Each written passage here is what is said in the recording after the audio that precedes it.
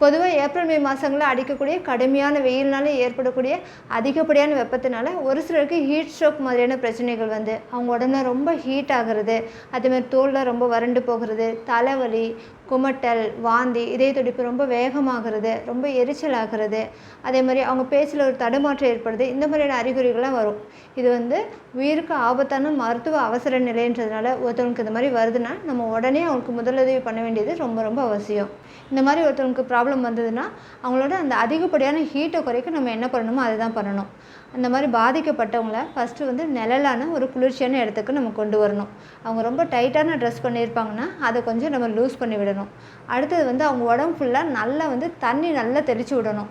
Ice water இருந்தாலும் okay தான். Ice water இருந்தாலும் சரி, நார்மல் வாட்டர் இருந்தாலும் நல்ல தண்ணி நல்லா ஈரமாக இருந்த மாதிரி நல்லா தெளித்து விடணும் அந்த ஹீட்டை குறைக்கிறதுக்காக. ஐஸ் கட்டி இருந்தாலும் நம்ம அதை யூஸ் பண்ணலாம். ஐஸ் கட்டி வந்து நம்ம அக்கல் ரீஜனில், கழுத்து பகுதியில், இடுப்பு பகுதியில் வந்து அந்த ஐஸ் கட்டி நம்ம வைக்கலாம். அந்த மாதிரி பண்ணிவிட்டு ஃபேன் போட முடிஞ்சால் நம்ம ஃபேன் போட்டு விடலாம். அப்படி ஃபேன் இல்லை, நம்ம வெளியில் இருக்க இடத்துல இந்த மாதிரி வந்ததுன்னா நம்ம நல்லா அவங்களுக்கு நல்லா காற்று வர மாதிரி, அவங்க உடம்பு குளிர்ச்சி ஆகிற மாதிரி நல்லா விசிறி விடணும். ஏசி ரூமாக இருந்தாலும் ரொம்ப ரொம்ப பெட்டர் தான். அடுத்து அவங்க அன்கான்சியஸாக இல்லை, சுயநினைவில் தான் இருக்காங்கன்னா அவங்களுக்கு குடிக்கிறதுக்கு தண்ணி, இளநீ, ஓஆர்எஸ் ஜூஸு அந்த மாதிரி கொடுக்கலாம். டீ, காஃபி அந்த மாதிரி கொடுக்கக்கூடாது.